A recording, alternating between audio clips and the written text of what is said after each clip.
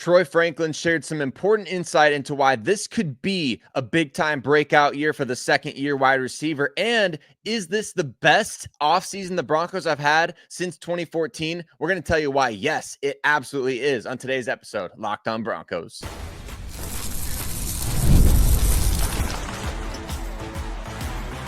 You are Locked On Broncos, your daily Denver Broncos podcast. Part of the Locked On Podcast Network, your team every day. Welcome in Broncos Country to another episode of Locked On Broncos. We're going to talk about Troy Franklin's mindset entering his second NFL season and why this could be a breakout year for him. We've already spent some time talking about Troy Franklin at the offseason workouts, at minicamp, and things like that. But he shared some insight with DenverBroncos.com that I think is really important to unpack and why this could be a special year for the former Oregon Ducks star. And is this the best offseason the Broncos have had since 2014? I certainly think so. I'm going to tell you why. And we've also got to talk about maybe some contract issues with the Broncos' top two draft picks, Jahdae Barron and RJ Harvey, that may be worth monitoring here as we get into the dog days of summer. But there are no dog days at Locked On Broncos. And as a matter of fact, Broncos Country, mile high salute to all of you tuning in here at this portion of the offseason. You are the true diehards, and we appreciate you for making us part of your day, however you choose to do so. If you're not already, take a couple of seconds, hit subscribe if you're watching on YouTube, or hit follow wherever you listen to podcasts. And today's episode of Locked On Broncos is brought to you by our good friends over there at Gametime. Download the Gametime app, create an account, and use the code LOCKEDONNFL for $20 off your first purchase.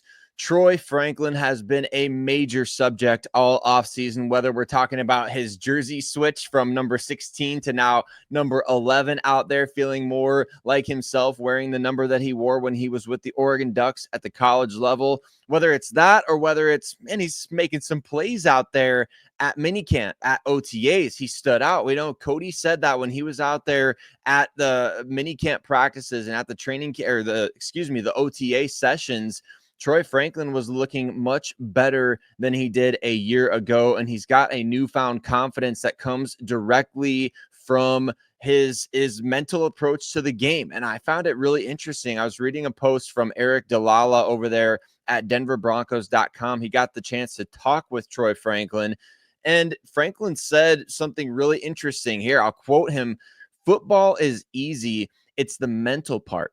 Right? Football is easy." He said that once you get the mental part down, you can just go out there and line up and play. He said, "Last year, I felt like I was lining up and still thinking." So Troy is not really saying anything that we couldn't tell by watching him play out there on the field. But obviously, when you're a rookie in the NFL, you're sort of drinking through a fire hose, right? Obviously, there's an expectation on a guy like Troy Franklin, especially because the Broncos drafted his college quarterback, Bo Nix.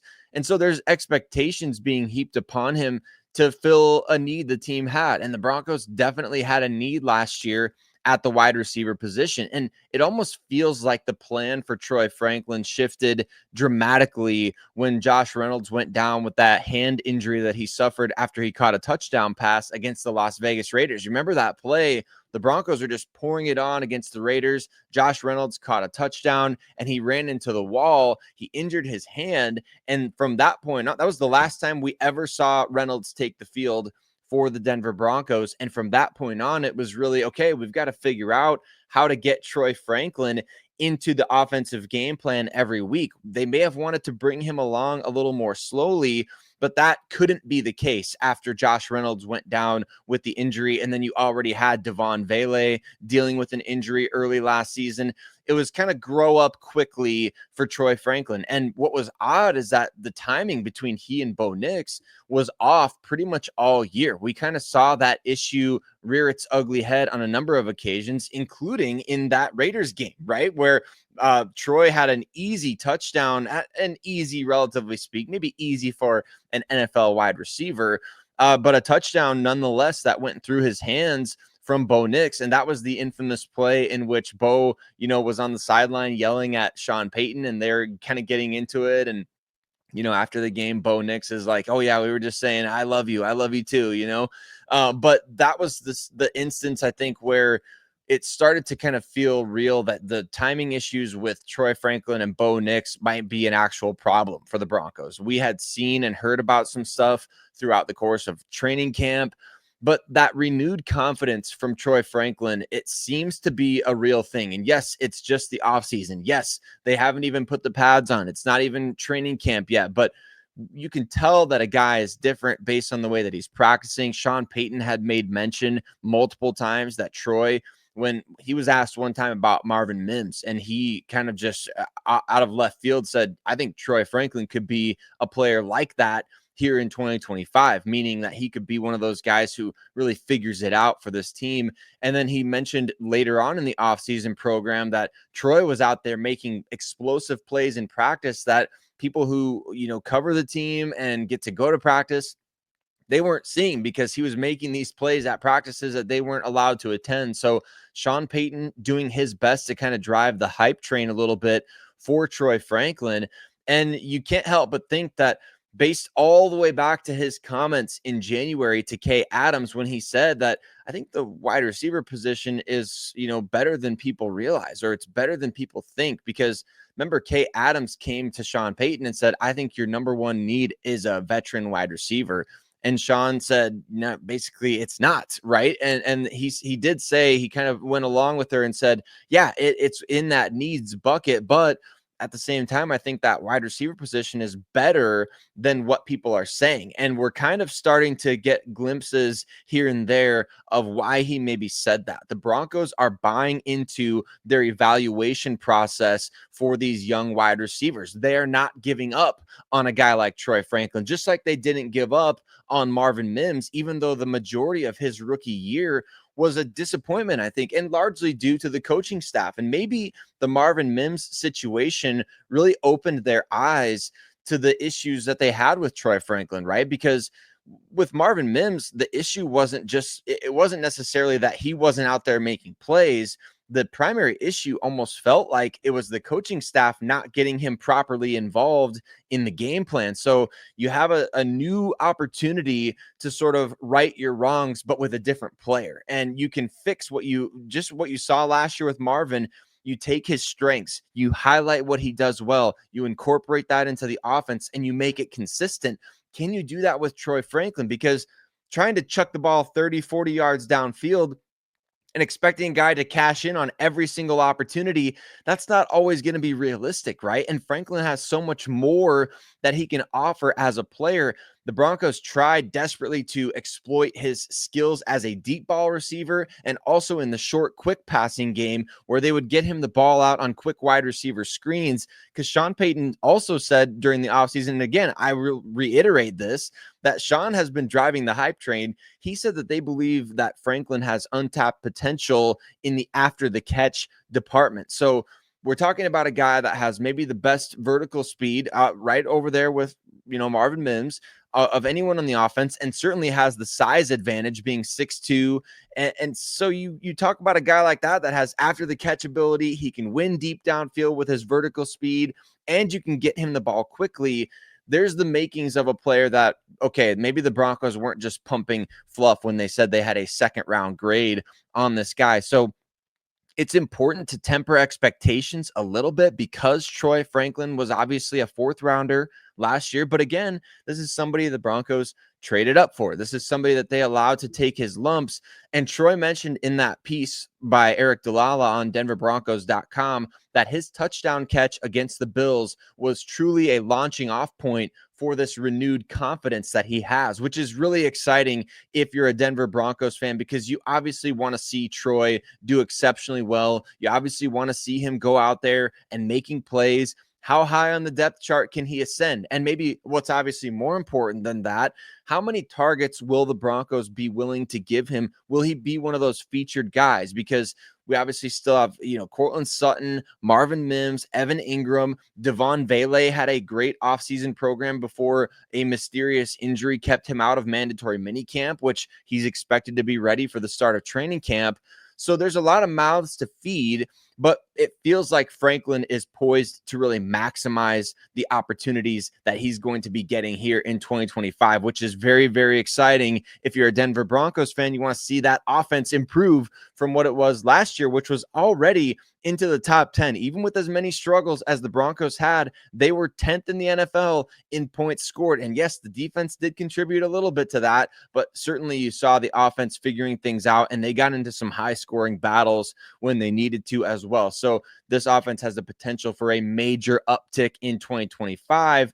And really, you look at the entirety of this offseason, and you can't help but draw some parallels to what we saw from the Denver Broncos in what has become an absolutely legendary haul of players back in 2014.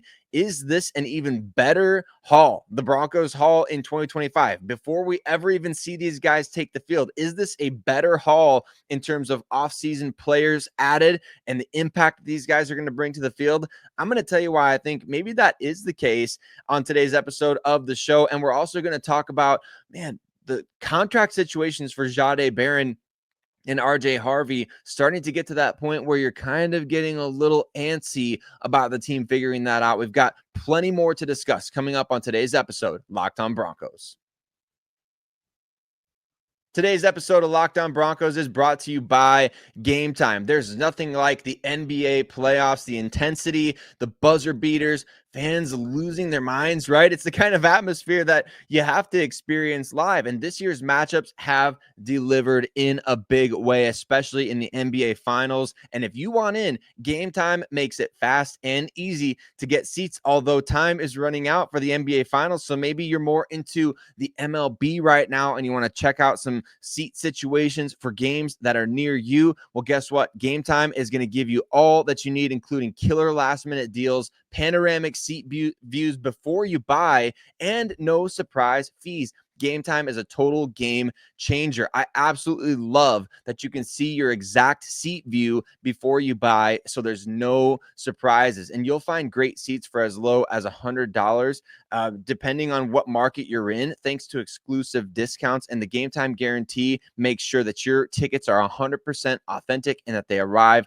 on time. So take the guesswork out of buying tickets with Gametime. Download the Gametime app, create an account, and use code LOCKEDONNFL for $20 off your first purchase. Terms apply. Again, create an account and redeem code LOCKEDONNFL for $20 off. Download the Gametime app today. Last minute tickets, lowest price guaranteed.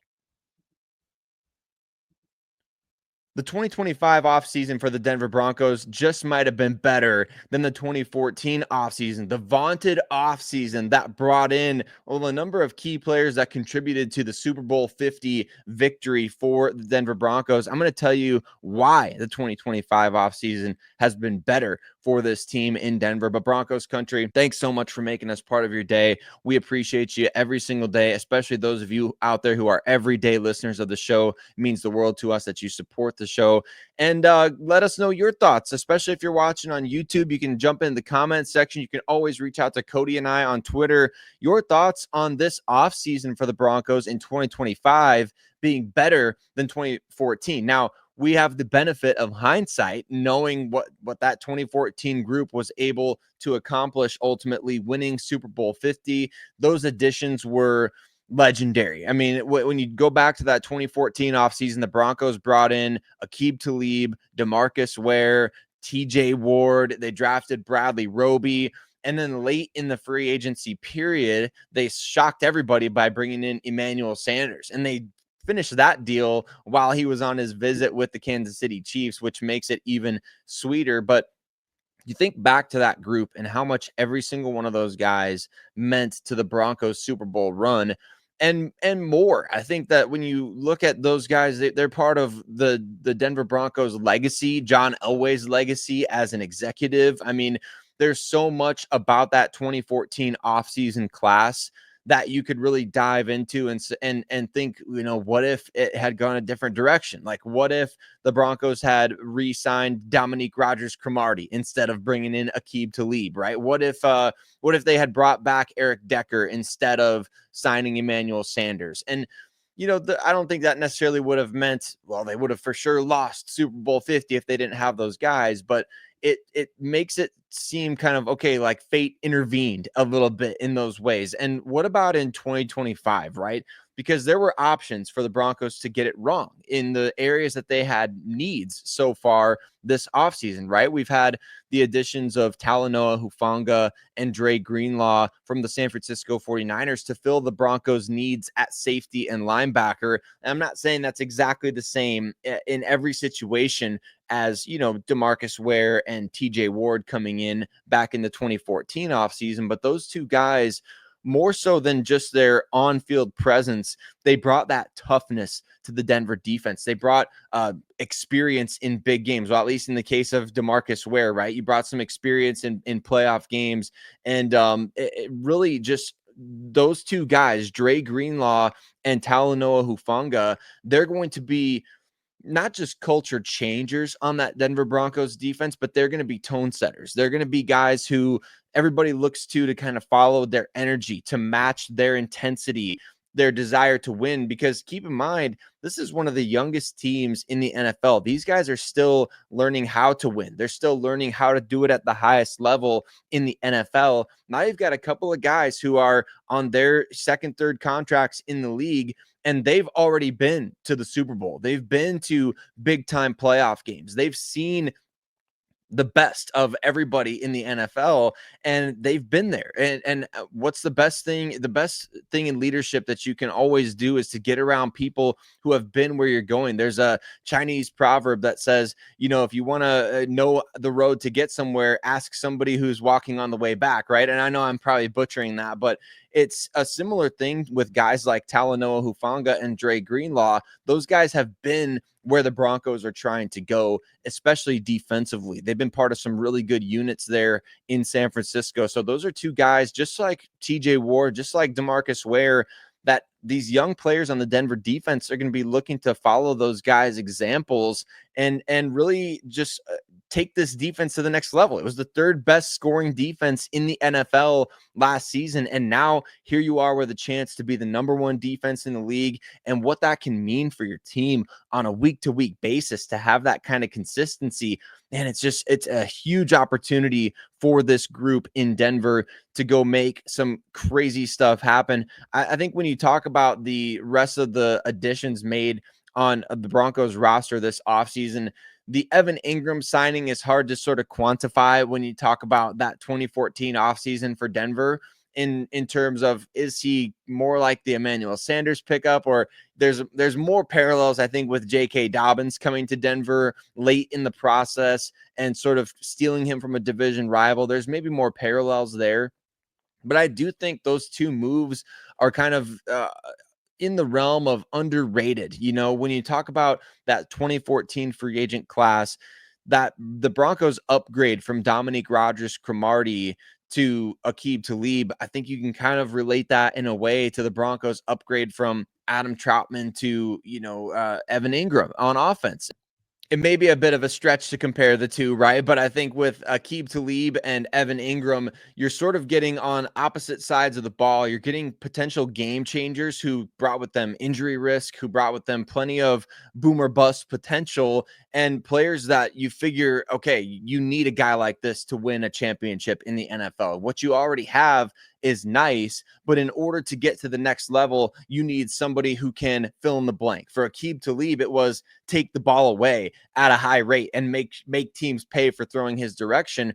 For Evan Ingram on the other side of the ball, it's going to be, you're going to make teams pay for trying to double team him or focusing too much on him, because then you can allocate attention to other guys in your offensive game plan. So you talk about the draft as well. Back in 2014, the Broncos brought in Bradley Roby in the first round. Bit of a surprise pick considering they had brought in Aqib Talib in free agency, and you felt like they could maybe go a different direction early in the 2014 draft. But just like back then, the Broncos, they use a first round pick on Jahdae Barron to upgrade an already really good cornerback position, and now you've got a absolutely loaded secondary, and probably the best secondary on paper in the NFL without even kind of looking around the league. I mean, an enviable embarrassment of riches in your secondary going into the 2025 season. So you add through the draft like that, you add underrated players, late in the free agency process, like a J.K. Dobbins, similar to how the Broncos kind of came out of left field with the Emmanuel Sanders move.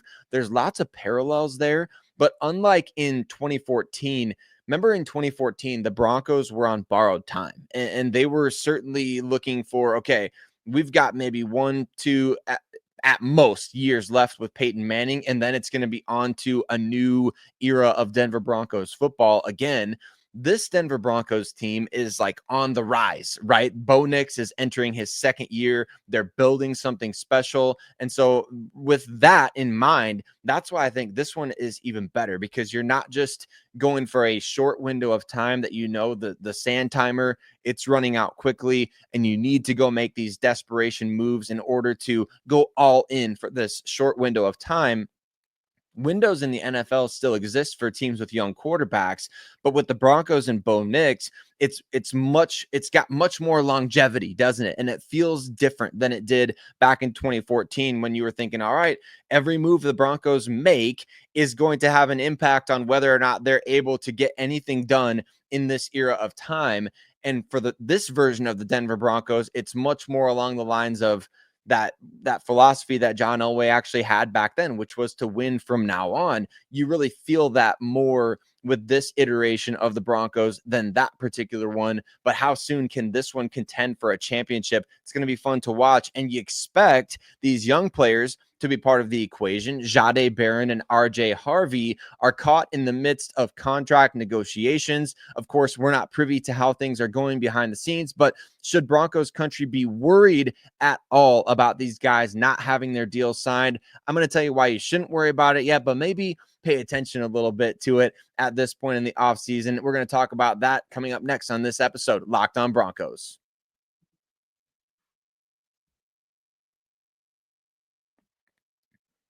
It's the middle of June, and Denver Broncos first-round pick Jahdae Barron has yet to sign his rookie contract. Same is true for second-round pick RJ Harvey. These guys are not alone in their situations, but certainly situations that bear monitoring as we get deeper into the offseason. And Broncos Country, I don't think this is anything to worry about. This is it's becoming a more popular scenario around the NFL these days, and you certainly see some really awful situations, like with the Cincinnati Bengals and their first round pick, Shamar Stewart, who I can't believe they're bungling that situation the way that they are. And the way that he's approaching that situation by leaving minicamp entirely, calling out the front office, calling out the ownership, doing a lot of things that are kind of burning some bridges there, in my opinion. But Jahdae Barron, we know he showed up to the entire offseason program. He got his insurance policy. He was there for mandatory minicamp.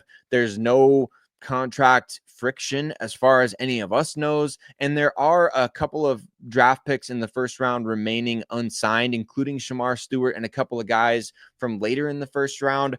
You expect this kind of stuff to get done quickly because, well, the NFL and the collective bargaining agreement with the NFLPA, they have preset prices for every rookie. Every draft pick gets roughly for a pick slot, basically. So every 28th overall pick, like Jahdae Barron was, is going to get paid the same total money on their contract under this collective bargaining agreement. That doesn't change. What can change is the language within the contract, stipulations for, bonuses or guaranteed money and total guaranteed money in general. What we saw that's maybe causing a little bit of friction here with a handful of players is the top two picks of the first round this year, Carson Schwessinger of the Cleveland Browns and then Jaden Higgins of the Houston Texans. They signed fully guaranteed contracts. And that is, it's not unprecedented, but it does kind of throw a wrench into everybody else's plans, because now agents are saying, well, if those guys got fully guaranteed contracts,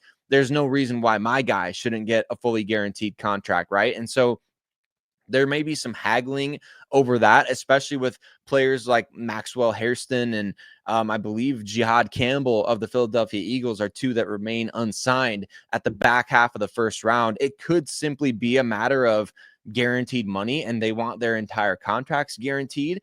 I don't know that that's the case with Jahdae Barron. We can only speculate at this point, but it seems likely that that's one of the reasons why RJ Harvey and pretty much the entire second round has not yet signed, because that's the case. That the 2 second round picks at this point that I'm recording this episode, 2 second round picks have signed. It's the top 2 picks and the guys that got guaranteed contracts. So with Jahdae Barron and RJ Harvey showing up to all the offseason program, showing up to mandatory minicamp, I don't think it's anything to worry about. But obviously now we're getting to the point in the offseason where, all right, everybody's taking their vacations. They're going to come back to work here in a couple of weeks, at least the guys in the front office, right? They're going to go do all their throwing sessions and, team bonding stuff that they're going to be doing.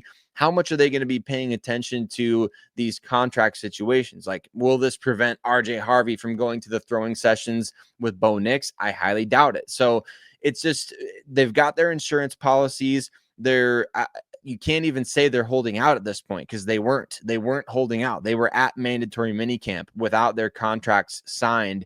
And I think this could be an interesting thing to monitor going forward.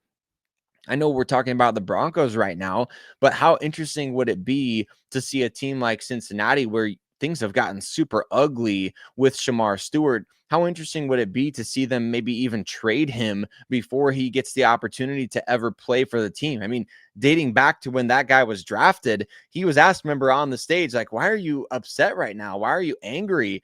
It just feels like things got off to a horrible start for him. So I wonder, I mean, I don't think he's going to sit out this season, but at the same time, that's one of his couple of options right now. You can sit out this year and re-enter next year's draft, or maybe you could ask the Bengals to trade you, or you could, find a compromise, find common ground, which is obviously the most likely scenario at this point. And it will be fascinating to find out what is the sticking point with Jahdae Barron's deal in particular, because he's other than Shamar Stewart, whose situation is out of control, he is the highest remaining unsigned first round pick.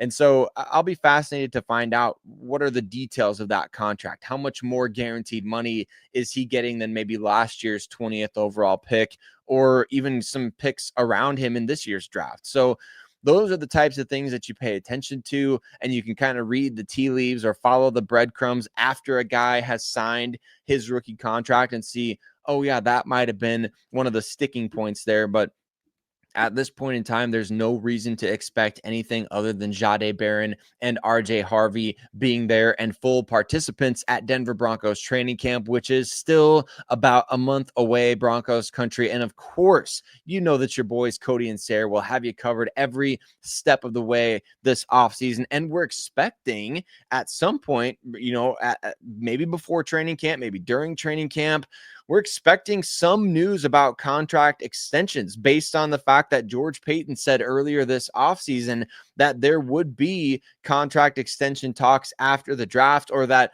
at least we could expect them to resume after the draft. I'll be fascinated to find out the situations with Courtland Sutton, Zach Allen, Nick Bonito, John Franklin Myers, a lot of guys who are part of the core of this roster right now. Are they going to be seen and viewed by this front office as core pieces going forward? We may do an episode about that coming up. We may do an episode about some other roster battles coming up. But once again, we can't appreciate you enough for tuning in and making us part of your day. If you haven't already done so, again, hit subscribe wherever you listen to podcasts, as well as on YouTube. And you can also find some short form content over there on both YouTube and TikTok. So if you got a TikTok account, go follow Locked On Broncos over there for some short form content as well. Broncos Country, we appreciate you so much. We'll see you on the next one.